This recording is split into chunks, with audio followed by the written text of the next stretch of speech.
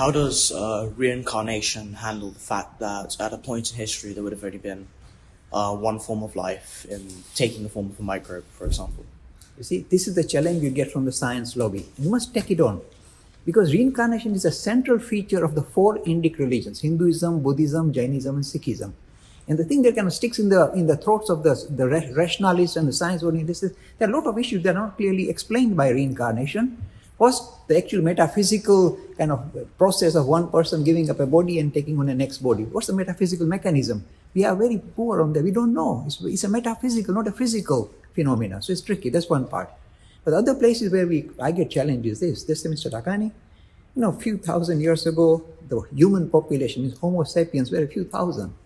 They came out of Africa, and literally handful of, what we call Homo sapiens came out. Suddenly now there are, 7 billion or whatever. Where do all the souls come from if you believe in reincarnation? Or where does the journey begin? The answer is this. We know that the ultimate reality is trying to manifest itself by taking on a living form. It starts as a single cell being. Then in order for it to continue progress, it starts to multiply itself. So it starts, asexual reproduction.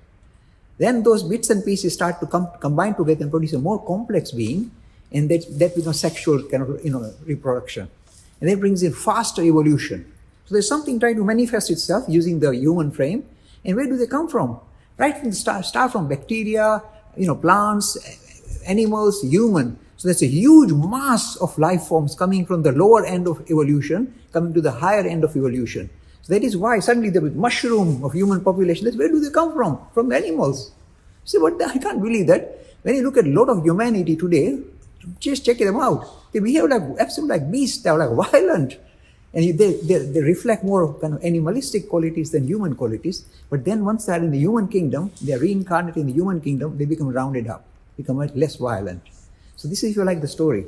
And so this idea of why population grows. This is why it grows. It comes from the animal. And it continues. There are trillions waiting to come into the human kingdom. And until these guys who are in the human kingdom, they say, I don't need to be reborn. They'll continue to reborn here, continue to become in society. That's why the population will keep growing. Unless we get a horrendous virus, as we're discovering now, then the population go down for a short time. I don't want that to happen.